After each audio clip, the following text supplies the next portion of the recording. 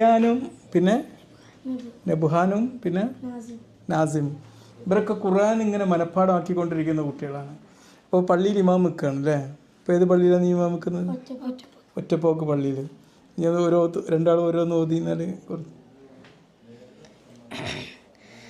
أعوذ بالله من الشيطان الرجيم بسم الله الرحمن الرحيم قل أعوذ برب الناس ملك الناس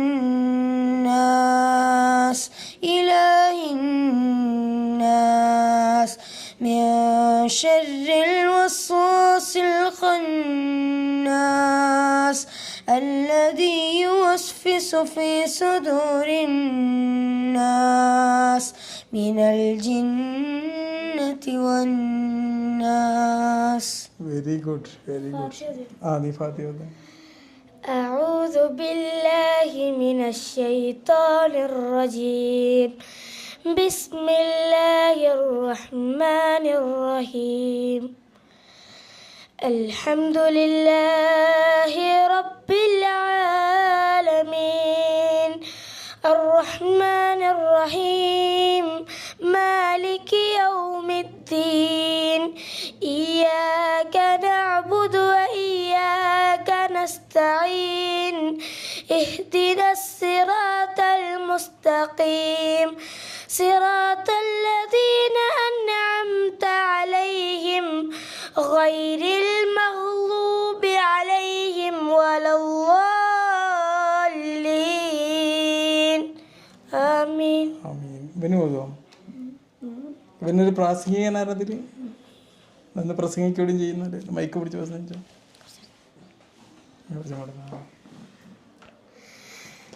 الحمد لله الصلاة والسلام على رسول الله وعلى آله وصحبه أجمعين أما بعد أعوذ بالله من الشيطان الرجيم بسم الله الرحمن الرحيم تتجافى جنوبهم عن المضاجع يدعون ربهم خوفا وطمعا ومما رزقناهم ينفقون فلا تعلم نفس ما أخفي لهم من قرة أعين جزاء بما كانوا يعملون.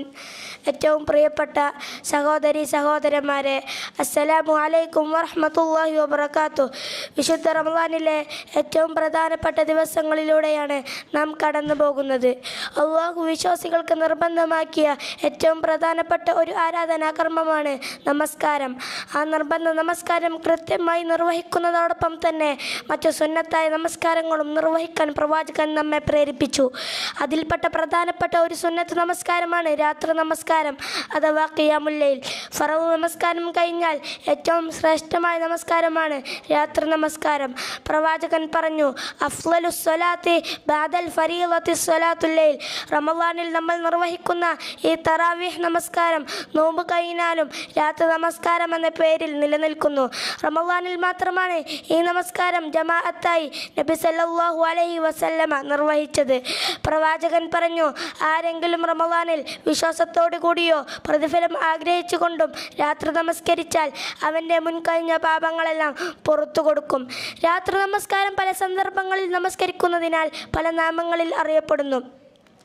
2 റക്അത്തുകൾക്കിടയിൽ വിശ്രമിച്ച് നമസ്കരിക്കുന്നതിനാൽ ഇതിന് തറാവീഹ് എന്നും, ഉറങ്ങിയതിന് ശേഷം എണീറ്റ് നമസ്കരിക്കുന്നതിനാൽ തഹജ്ജുദ് എന്നും, ഒറ്റയിൽ അവസാനിപ്പിക്കുന്നതിനാൽ ഫിത്ർ എന്നും, റമളാനിൽ നിർവഹിക്കുമ്പോൾ ഖിയാമു റമളാൻ എന്നും വിളിക്കപ്പെടുന്നു.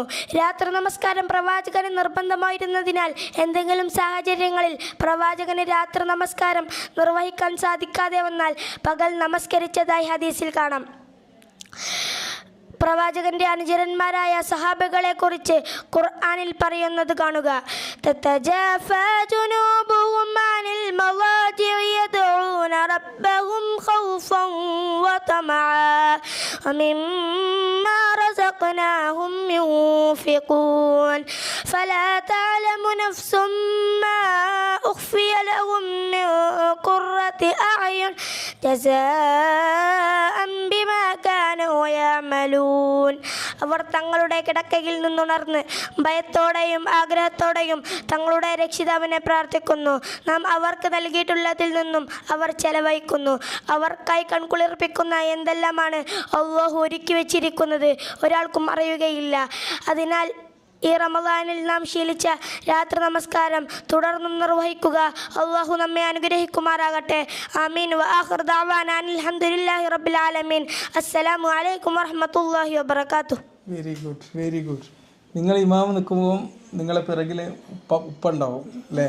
ഉമ്മ ഉണ്ടാവും, വല്യമ്മ വല്യപ്പാലൊക്കെ, പിന്നെ എല്ലാവരും ഉണ്ടാവും അല്ലേ? നിങ്ങളെ കുടുംബക്കാരൊക്കെ ഉണ്ടാവും.